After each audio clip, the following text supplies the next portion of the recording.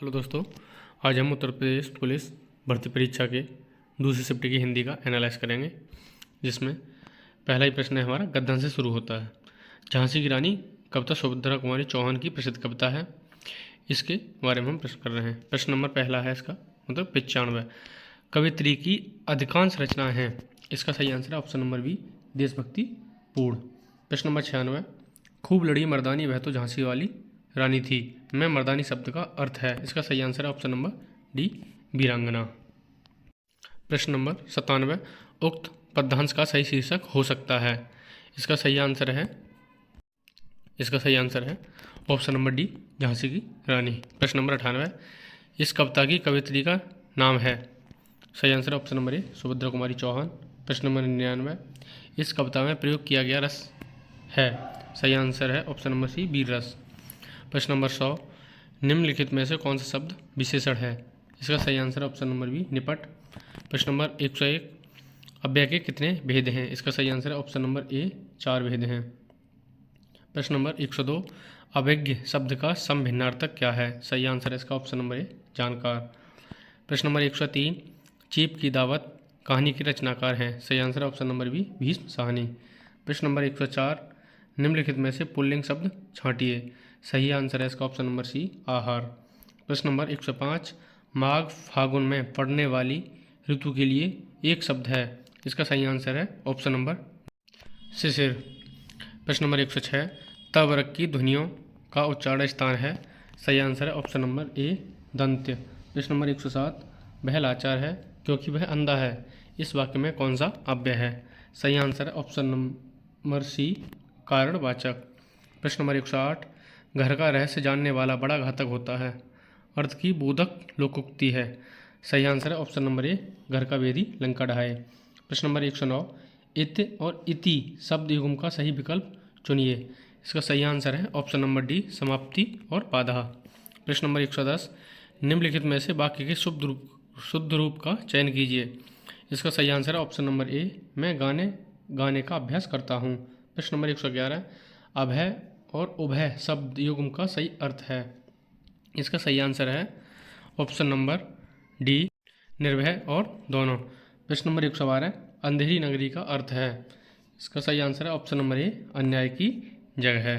प्रश्न नंबर 113। कांति क्लांति शब्द युग्म का सही अर्थ है, इसका सही आंसर है ऑप्शन नंबर ए चमक और थकावट। प्रश्न नंबर 114।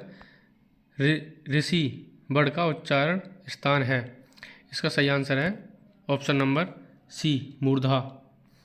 प्रश्न नंबर 115। दवाई शब्द का सही बहुवचन रूप वाला विकल्प पहचानिए, इसका सही आंसर है ऑप्शन नंबर डी दवाइयाँ।